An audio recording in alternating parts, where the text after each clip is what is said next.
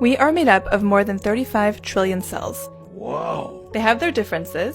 Some are brain cells, some are skin cells, others are intestinal cells. But despite these differences, they have a common lineage since they all came from one single cell. The process by which one cell makes 35 trillion cells that do everything from digesting food to killing pathogens and creating memories is a complex one. But understanding this process is helping scientists treat disease. One example is diabetes, which affects about 10% of the US population. Scientists at the Harvard Stem Cell Institute are making diabetes and metabolic disease a primary research focus. Diabetes is caused by the loss of functional beta cells. Beta cells are found in the pancreas and are responsible for controlling blood sugar levels. The body needs a certain level of blood sugar to stay healthy. Here's how it works. When we eat, the carbohydrates, or sugars, enter the blood, and this activates beta cells to start producing insulin. Insulin is a hormone that allows your body to make use of and store sugar. In doing so, it maintains a balanced blood sugar level. Beta cells respond to blood sugar levels similar to a thermostat. When the temperature gets uncomfortably high, the air conditioner turns on to bring the room back to a normal temperature.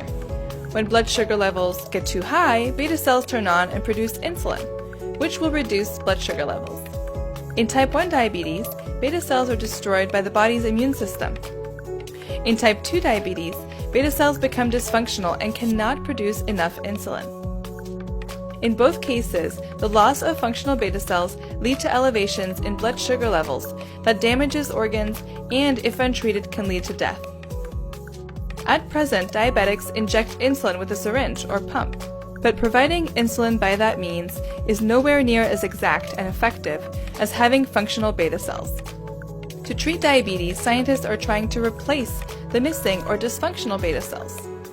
To do this, they have turned back the clock to the time when we were all single cells to understand how beta cells are naturally produced.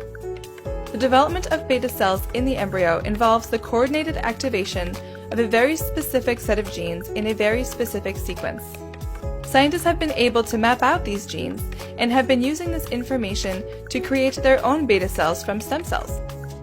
By replicating exactly what happens in normal development of the embryo, scientists are creating beta cells in a petri dish. And these new beta cells are functional. They can produce insulin in response to blood sugar levels. Scientists are now solving a new challenge. How do we introduce these cells into the body and keep them alive? One challenge is to protect them from the immune system, which is responsible for killing beta cells in type 1 diabetes. One possible solution is to use encapsulation, or modify the surface of the cells to make them invisible to the immune system.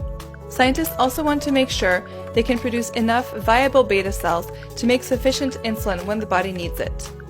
These are the next set of challenges on our road to treating and maybe even curing diabetes.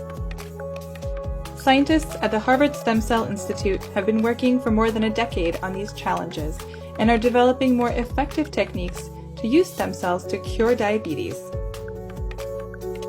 But we wouldn't be here without the deep knowledge of how that one single cell produces 35 trillion other ones that make up a living human being.